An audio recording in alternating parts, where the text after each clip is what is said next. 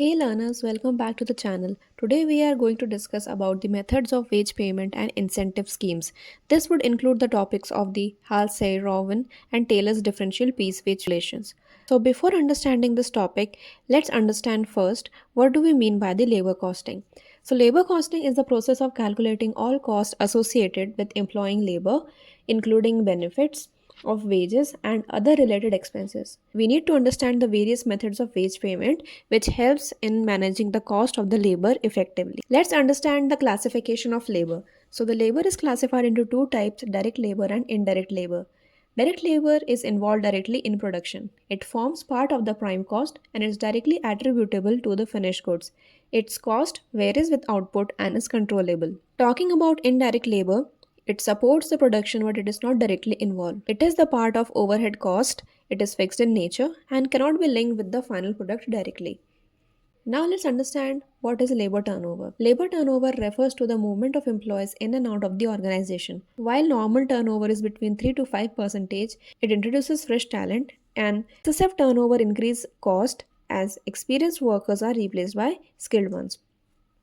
To measure this, we are having three different methods of calculation by separation method, by replacement method, and by flux method. The formula of separation method is number of separations upon average employees into 100. The formula of replacement method is number of replacement upon average employees into 100. And the formula of flux method is separations plus replacement upon average employees into 100. Now let's understand what is idle time and its type. So idle time is the time during which employees are paid but no productive work is done. It is classified into two types, normal idle time and abnormal idle time. Normal idle time is the unavoidable breaks like machine maintenance. Abnormal idle time refers to the delays due to inefficiency. It can be controlled by including wages, benefit, and other associated cost.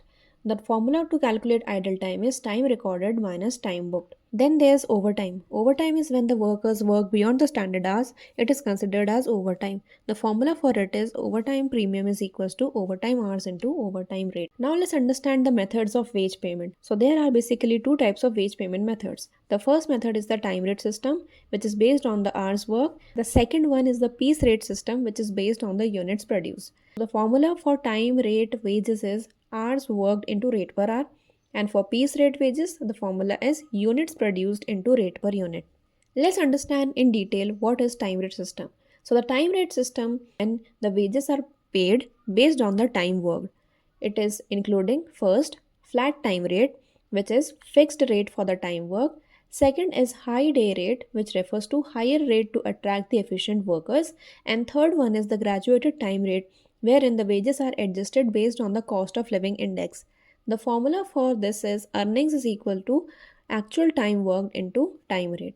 Let's understand now what is a piece rate system.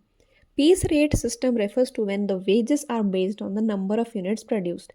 It is classified into three different calculations or the three different types. First one is straight piece rate, where the workers are paid a fixed rate per unit produced. Second one is piece rate with guaranteed wages, which ensures minimum wage for less efficient workers. And third one is differential piece rate system, which varies based on output and follows the two subsystems. First one is the Taylor's differential piece rate system, and second one is the Merrick's differential piece rate system. Now let's discuss what is Taylor's differential piece rate system. It was designed by the F.W. Taylor in the year 1880, and this includes the three subtypes. There are no guaranteed wages when the fixed standard time is there for each task, and third one is the two differential rates. So the first one is the lower rate, which is 80% of the normal for below standard output, and the second one is the higher rate for 120% for the normal ones. When we are talking about the Merrick's differential piece rate system, it includes the Merrick piece rate system, which is having three rate slabs. First one is up to 83% of the standard output. We need to consider the 100% of the ordinary piece rate. When we are talking about 83% to 100% of the standard output, here we need to consider 110% of the ordinary piece rate.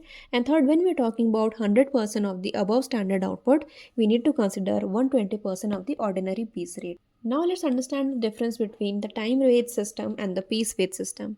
So when we're talking about time wage system, here the workers are paid at a fixed rate per hour, whereas workers are paid at a fixed rate per unit in case of piece rate system. When we're talking about performance and reward, there is no link between them in time rate system. Whereas when we're talking about piece rate system, so there is the link and it motivates the worker to produce more. Third is the quality of the work tends to be high in case of time rate and the quality of work tends to be low in the piece rate. The next point is related with the wastage and damage. Here there are less chances of wastage materials and the damage of machinery, tools and equipment, whereas in case of piece rate system there are more chances of wastage materials and damage. Fifth point is supervision. So a close supervision is required when we are recording the wages as per time rate, whereas no close supervision is required in case of piece rate. Next is maintenance, where it is low in case of time rate and it is high in case of piece rate. Seventh one is attitude of the trade union, where they prefer to be in this particular system, and piece rate trade unions oppose this particular system. Now let's understand the incentive plans of Halsey and Rowan. So the Halsey plan refers to the bonus for the time saved. So the only difference is in the formula that we are calculating. You need to be aware of the two basic differences as the formula is remaining same, rest the percentage is changing. Let's talk about the Rowan plan, which was introduced by James Rowan of Scotland, and it is based on the calculation of time saved and time allowed. So this is the summary of the formulas that are there in this particular unit.